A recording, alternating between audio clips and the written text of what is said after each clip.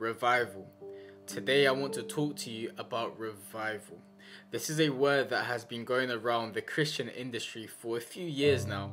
There's a lot of pastors, there's a lot of preachers that have sermons on this topic, but it just seems like we never live it, we don't experience it. And today I want to talk to you about why that is. Why is it that we are not seeing a huge mass of people converting to Christ? Why is it that we're not seeing the blind being cured? Why is it that we are not seeing the paralyzed walking? Why? And this is something that God has been speaking to me about the last couple of days. So what exactly is revival? What is this word that we keep talking about all the time? To me, revival is the fire of God in the church for the world. I'm going to repeat that again. Revival is the fire of God in the church, but for the world. It's the church being empowered to do what they were called to do. It's the church being empowered to do great things. It's the people of God being able to flow in supernatural, in signs and wonders, in miracles, resulting into the wicked looking to the cross. Many of us think that revival is just miracles, it's just the supernatural manifestation of God. That is the fruit of revival. That is a characteristic of revival. But what revival really is, it's people repenting. It's the sinner looking to the cross. It's the wicked asking for forgiveness. That is revival. It's the kingdom of God expanding with souls. The kingdom of God is an expansion. This is how it works. But why are we not seeing this happen? I strongly believe that we are the last generation of this earth. And there is a promise. There is a promise that in the final days, the Spirit of God will be poured out onto every flesh. Where is this promise? Why are things not happening? Has God forgotten about us? The most honest and truthful response to that question is because we are spiritually cold. We haven't experienced revival because we are happy to live without one. We say we want to be used by God, but when we get given an opportunity to preach the gospel, we back down from it. We are okay with souls not being won. We are okay with people living a sinful life. That is the truth. We are okay with it.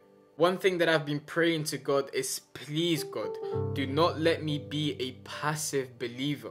And God's response to me was, it's completely my responsibility to make sure that I am not a passive believer, that I am not a passive Christian. And what exactly do I mean by a passive believer? So a passive believer is someone that has been given all the resources. They have all the facilities and equipment to make the kingdom of God expand, to make souls be won for Jesus, but they choose not to do so. A passive Christian is someone that has been given the gift of healing, but not utilizing it. It's someone that has been given the gift of preaching, but not preaching the gospel. And whose responsibility is that? It's ours. The gifts have been distributed, but we do whatever we want with it. I've already said it in this channel, and I'm going to keep saying it. Christians need to pray. Christians need to have a communion with Jesus. If you don't pray, you don't know the God you serve. If you don't pray, you will never be able to hear His voice. You will never be able to understand what His purpose is for you. Leonard Ravenhill said that the most embarrassing thing that will be revealed on Judgment Day is the believer's lack of prayer. It's the believer's lack of communion with their Lord. And what's interesting is that every revival started with prayer. Every revival leads to the people of God praying. It's time for us to stop giving excuses. It's time for us to stop pretending to be Christians. We were called for this time. We were trained for revival. It's time for us to rise up. The Bible calls the church the salt of the earth. We need to make things happen. It's time for us to move in the kingdom of God. It's time for us to make this kingdom expand. Another thing that God has been speaking to me about is the habit of us placing the responsibility of our purpose on someone else. Let's say, for example, God has asked you to evangelize in central London. You then ask your friends to come with you. Because they say no, they don't want to come, you then decide to not do it. What you're basically doing is placing the responsibility of a task God has given you on your friends. You need to do it. You need to complete the task God has given you. One thing God is telling me right now is that He has given people tasks. He has given us responsibilities. He has given us missions. We are the ones choosing not to do it. If we don't have the support, do it by yourself. If you want to preach the gospel, do it. Do it by yourself. Don't rely on someone else.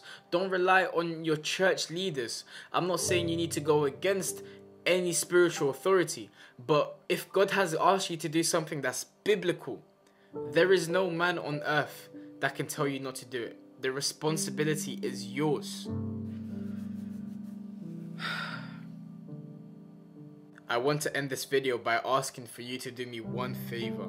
Please share this with as many as you can. I am so hungry to see the kingdom of God expanding. I am so hungry to see the church being empowered. I want to be the generation that goes through revival. I want to be the generation that experiences this. Share this with your friends. Share this with your families. Share this with someone. Let's make things happen. As always, guys, it's been a great and absolute pleasure to be here with you again, and I'll see you in the next video. Peace.